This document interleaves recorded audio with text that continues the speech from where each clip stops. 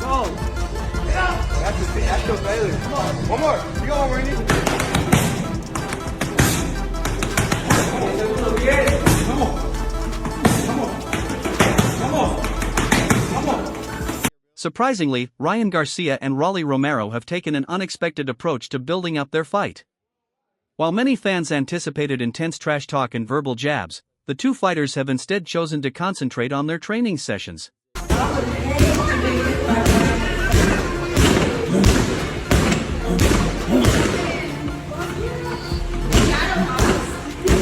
Ryan Garcia has made a bold move by reuniting with his former trainer, Eddie Reynoso, who played a key role in his early career knockout victories. Returning to his roots, Garcia has embraced the training methods that shaped him as a young fighter. He starts his day with early morning jogs, sometimes as early as 3 or 4 a.m., to build physical endurance and gain a mental edge over his opponents.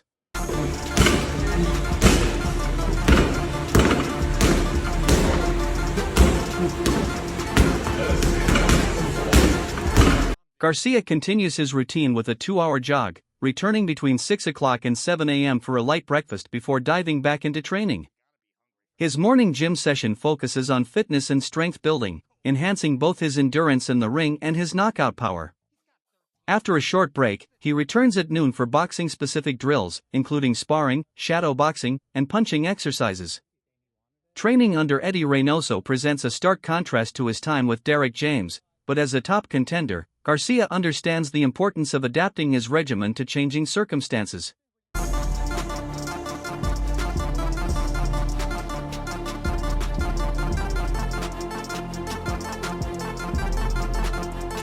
Garcia is now fully committed to training under Eddie Reynoso, allowing him to maintain his usual strength regimen to complement his ring performance. He recently shared his workout routine with Men's Health, emphasizing the importance of adaptability. "Adjust to your surroundings because the world doesn't wait for you," he says.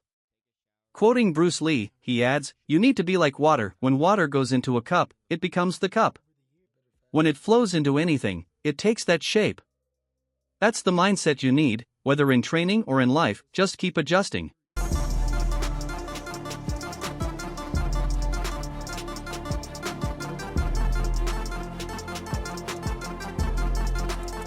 Kingry is reportedly set to face Rolly Romero for the WBA welterweight title in May, though the venue remains undecided. In preparation for the fight, Garcia appears to be reuniting with his former trainer, Eddie Reynoso, after parting ways with Derek James following 2 bouts. Garcia's father, Ryan Garcia, recently explained why returning to Reynoso felt natural. Speaking with Mill City Boxing, he shared insights into the team's decision. "Turkey Alalshik came through, he likes Ryan. There's something new, a new coach, and we're back in San Diego," he said. Henry also addressed Ryan's past tensions with Reynoso, confirming that everything has been resolved. "It's hard not to get along with Eddie because of our heritage, we go way back. Canelo and Ryan worked everything out. It was just a misunderstanding, and now, things are back to the way they were. We're good." You got one more, Randy. Come on. You're lower. Up. That's failure right there, baby. That's it. Ryan Garcia has officially reunited with his former trainer, Eddie Reynoso, parting ways with Derek James. The move comes as a surprise, given Garcia's previous fallout with Reynoso, which led him to train under Joe Goossen. Goossen guided Garcia until his first career defeat against Gervonta Tank Davis, where a body shot in the 7th round ended the biggest fight of Garcia's career. Following the loss, he moved up to junior welterweight and teamed up with Derek James, joining a high-profile stable that included Errol Spence Jr. and Frank Martin. Under James, Garcia secured wins over Oscar Duarte and Devin Haney, but the Haney victory was overturned to a no contest after Garcia failed a VEDA test for PEDs, resulting in a 1-year ban. During the build-up to the Haney fight, Garcia faced mental health struggles, and now, with a fresh start, he is set to return against Rolly Romero on May 2, his first fight since serving his suspension.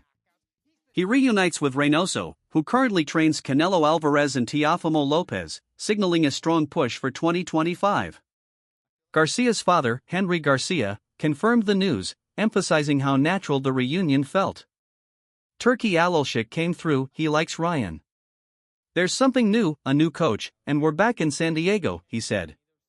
It's hard not to get along with Eddie because of our heritage, we go way back. Canelo and Ryan worked everything out. It was just a misunderstanding, and now everything is back to the way it was. We're good.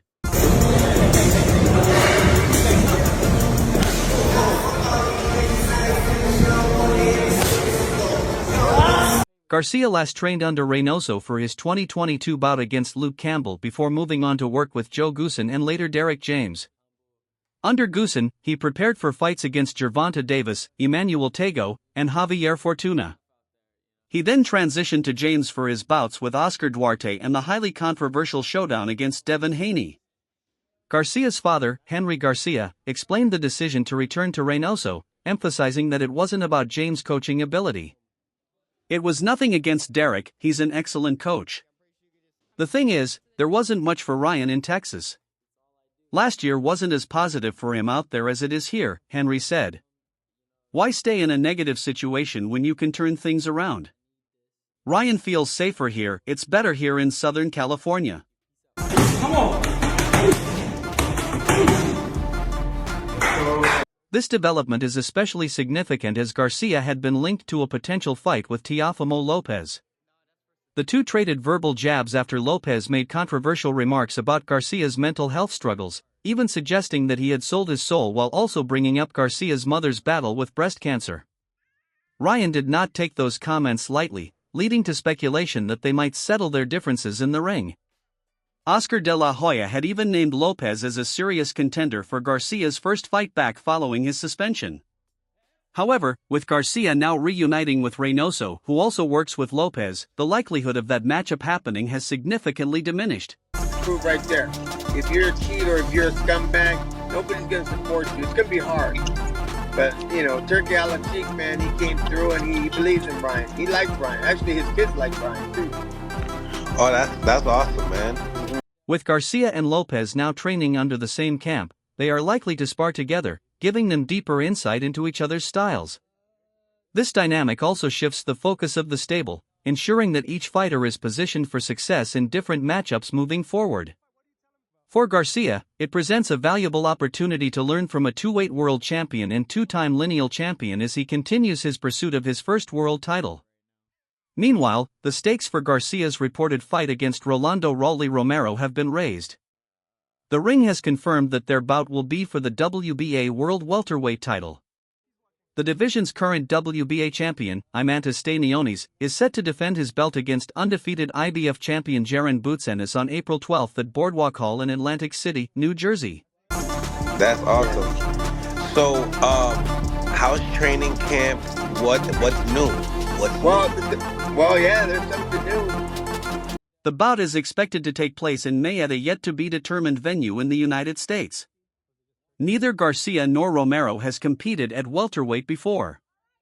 Romero is currently ranked 8th by the WBA at junior welterweight, while Garcia remains unranked. Garcia is also in the midst of serving a 1-year suspension after failing 3 drug tests for Ostarine, a banned substance, ahead of his April 20 fight against Devin Haney. In addition to the failed tests, Garcia missed weight by 3.2 pounds, and his decision victory over Haney was subsequently overturned to a no contest. The coach is new. I know, I heard. Yeah. We back at home? That's right, brother. We're back in San Diego. So back with Eddie Reynoso. That's right. Romero previously held the WBA title before losing it via an 8th-round stoppage to Isaac Cruz. On September 14, Romero won a unanimous decision over Manuel Jamie in his last fight. It's reported that Haney will be facing former junior welterweight champion Jose Ramirez on the undercard of Garcia versus Romero. If both Haney and Garcia win their respective bouts, the two are expected to meet later this year in Saudi Arabia. A potential win for Garcia would also help him shake off any ring rust from his time away, preparing him for a possible rematch with Haney. How's that been, the chemistry coming back to that? It's good, brother. It's good. Let's put it this way. It's hard not. Got a lot of things ahead, but fight-wise, I either want to fight the 154-pound champion, Sebastian Fundora, or I want to fight Isaac Cruz. Yes, in May, we'll be fighting there, and it's going to be great. Another big fight, and I'm ready for it, Garcia said. Romero is still a great fighter. He may have lost once, but the fans love him. He's a big guy. There were so many people in London, and they were all meeting with Turkey, it was crazy, like Times Square. Me and Rolly were supposed to fight a few times, but it never happened. I feel like this is the fight fans have been wanting for a long time. Even though Romero lost to Pitbull Cruz last year, I don't think that should matter. He's still an explosive fighter. Cruz is a great boxer, so you can't take anything away from Romero either. Fight, so you can't really take anything away from him either. This should be a great fight still. What happens if he doesn't win this fight? Does it like take it out of play, or he's still gonna fight you? When I win against Rolly Romero, I'll fight him again, beat him again, and finally put that to rest, Garcia said. Then, I'll move on with my career and make the May fight happen with Teofimo Lopez. That's how it's going to go. I'm just fighting everyone, bro. Anybody I want to fight, I'm fighting. As for the weight, I'll fight Rolly at 144. I'm giving him something, he's not a small guy. I don't want anyone saying, oh, that was an easy fight, I could have done that but didn't. No easy routes here. I'm confident in my skills to get the job done. He should find a replacement if he doesn't win, but I'm sure he will. I mean, I think this is a touch-em-up fight. Fans were hoping to see Ryan face Pitbull Cruz, as that matchup would have been far more exciting than seeing Rolly Romero in the ring. It's unclear if other fighters were available to step in, but the 140 pounds division has plenty of talent, and it would have been great for fans to see someone else get the shot. Romero is not seen as a major challenge for Garcia, especially after he was knocked out by Pitbull Cruz in the 8th round last year. Rolly is often viewed as a lower-tier fighter with limited skills, and many feel he doesn't belong in the main event of Turki Alashika's card on May 2nd against a superstar like Ryan Garcia.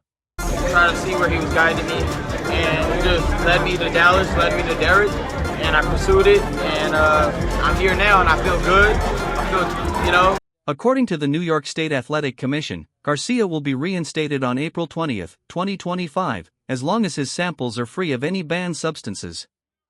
With that date quickly approaching, Garcia's plans for a major comeback showdown are on the horizon.